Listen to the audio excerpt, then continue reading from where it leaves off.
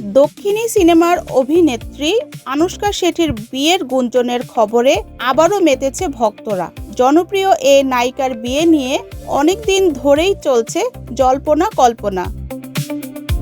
এমনকি এক সময়ে খবর ছড়ায় তিনি নাকি অভিনেতা প্রভাসকে বিয়ে করছেন। মাস কয়েক আগেও এমন উড়ো খবরের প্রকাশ্যে ক্ষোভ জানিয়েছিলেন আনুশকা। তবে নতুন করে শুরু হওয়া আলোচনায় প্রশ্ন উঠেছে, এবার কি সত্যি বিয়ের পিঁড়িতে বসতে যাচ্ছেন এই অভিনেত্রী? আনুশকার ঘনিষ্ঠ একটি সূত্র দাবি করেছে তিনি নাকি বিয়েতে সম্মতি দিয়েছেন।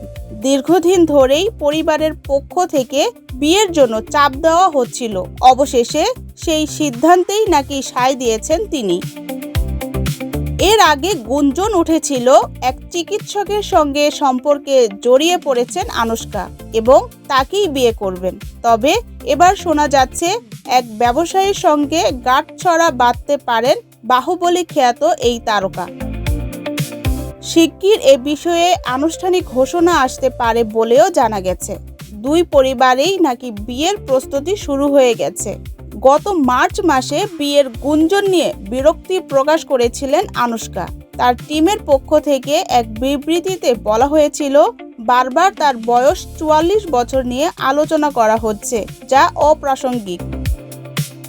সেখানে প্রশ্ন তোলা হয়, ৪৪ বছর বয়সে বিয়ে করা কি কোনো অস্বাভাবিক বিষয়? পুরুষদের ক্ষেত্রে কেন এই প্রশ্ন ওঠে না? সেই সময় বিয়ের খবর নাকচ করলেও নতুন করে শুরু হওয়া জল্পনায় অনুরাগীদের ধারণা হয়তো এবার জীবনের নতুন অধ্যায় শুরু করতে যাচ্ছেন Anushka Shetty. Star news showbiz, Dhaka.